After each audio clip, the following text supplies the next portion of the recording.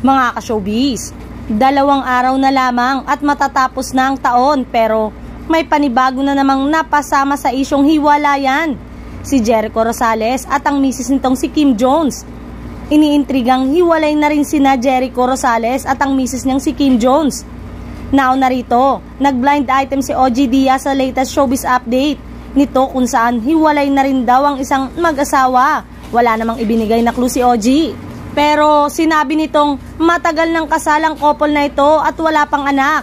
All along we thought na okay pa rin sila. Na silang dalawa ay ine-enjoy muna ang isa't isa habang hindi pa nagbubunga ang kanilang pagmamahalan kasi wala pa silang anak, wika ni OG. Yun pala, nananatili silang magkaibigan habang inaayos ang kanilang annulment, chika pa ni OG.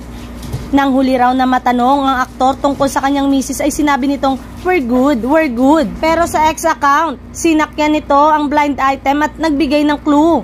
OMG, matagal na palang hiwalay si aktor at ang asawa niya. Pero nakita silang magkasama sa isang ball.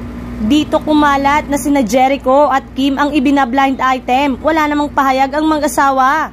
Yun pala, nananatili silang magkaibigan habang inaayos ang kanilang annulment. Anya pa, matatandaan na noong September 2023 ay nakitang magkasama pa sina Jericho at Kim sa ABS-CBN Ball. Wala pa namang pahayag ang couple hinggil sa intriga.